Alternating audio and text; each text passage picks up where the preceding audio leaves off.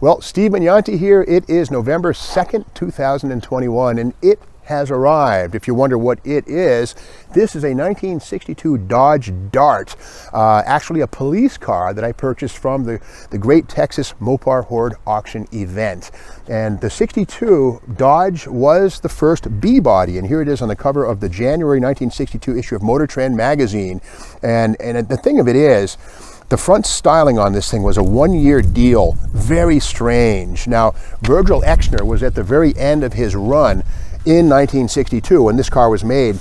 And if you compare this car to like a 1962 Ford Galaxy or a 62 Chevy Impala, what a weird looking car, right? But here's the beauty of this car. These to me are so ugly that they're beautiful. And I've fallen in love with these things. So I bought this thing for $5,000. Yes, I did. 5,000 bucks from the Great Texas Mopar Hoard auction event. And here's what happened was Spanky Assiter of Freedom Car Auctions hired me to go out to the Texas thing to shoot 150 walk around videos. You'll see these on our YouTube channel, as well as on the Freedom Car Auctions website, and also on the Dodge Garage website, where those 150 odd videos can be seen. Well, this is one of the cars that I fell in love with. So around June or July, and the auction happened October 13th. I said, hey, family, hey, heirs of the fellow who owned this, can I buy this car, take it out of the auction? And I thought to myself, you know, the car might go for 50 bucks. It might go for 10 grand. I don't know. But I don't want to seem like a cheapskate, so I'll tell you what, I'll give you 5 grand for it. They thought about it. They says, yes, you got it. So I bought this thing. So it just arrived this morning on a truck from Texas. Shipping was $1,500. Not too bad. It is a pushmobile. That's the problem. Pushmobiles are a nightmare for trucking companies because they got to push them, and it's really a problem. So thankfully, Aero Auto Shipping out of New York dealt with this for me, 1,500 bucks. So on this video series of this car, what we're going to do is bring this car from its current state as a non-running roller into a 513 cubic inch max wedge 4-door tribute car. But before we do all that, that's this winter, and as we go forward, let's do a series of look-see walk-arounds. So in this video, let's get to know the car. Now, the beauty of this car, it's not a slant six grandma mobile. This is an actual police model. And this is a 1962 Dodge B-body police brochure. And here it is. I bought this on eBay, and here it is right there, the police office inside. And again, this is not a standard 6-cylinder grandma mobile. The beauty of the police car is it has 11-inch drum brakes, heavy-duty suspension, and under the hood can be one of 3 possible engines. We'll get to that in a second. But I found this brochure, and it's just pretty cool. It shows all the different devices and models inside. So good stuff. And more about this car. We have some audio in the background. I'm just going to shout through it. That's a leaf blower. Of course, you know, there's a law in the world of videos. As soon as you start shooting, there's going to be a crying baby, a barking dog, a helicopter, a police siren, or a leaf blower in the background. So I'm just going to shout above it, and we'll get by. Okay. Getting through that stuff, the thing that I love about these B-bodies, this is again 1962, the first year for the mid-sized Dodge and Plymouth B-body, which eventually became the Charger. The Plymouth Roadrunner was based on the B-body's bones, but here it is in its first iteration, 1962.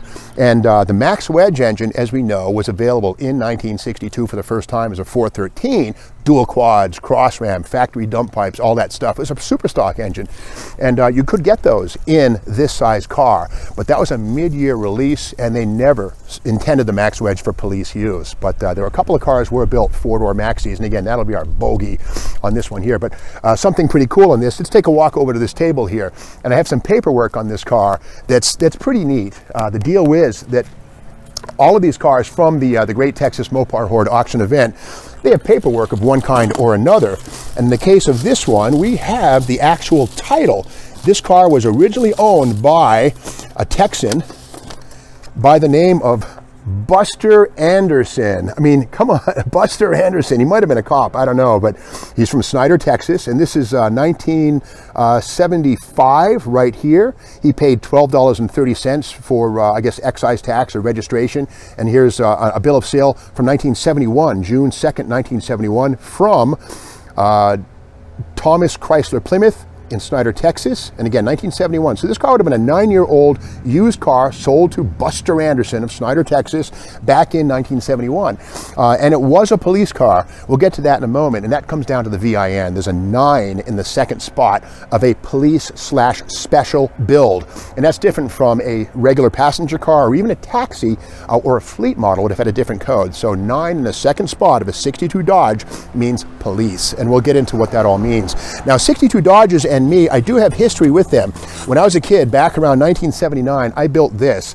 This is the Johan 1962 Dodge Dart 440 series, and there's that grill right there. And on this one here, I built it as a long ram. I did see, I think in Motor Trend magazine, pictures of an actual car that ran in 1962 at maybe the Winter Nationals with a long ram engine. We won't be doing that. We'll be doing the short ram max wedge, and all that stuff is available from Rick Allison at A&A Transmission out in Canby, Indiana. So we'll be getting that stuff. And the beauty of the max wedge car is this.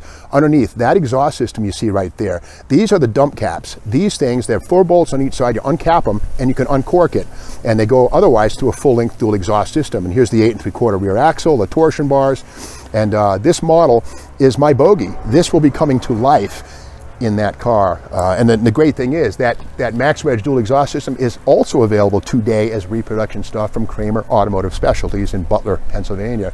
So that's it for this video. We're going to make another one in a couple of seconds. In fact, a whole series of these things walking us through the car. In the next video, we're going to open the hood, so stick around. In the meantime, be sure to subscribe to the Steve Vignante YouTube channel and tell your friends all about this. It's going to be fun as we bring Buster the police car back to life.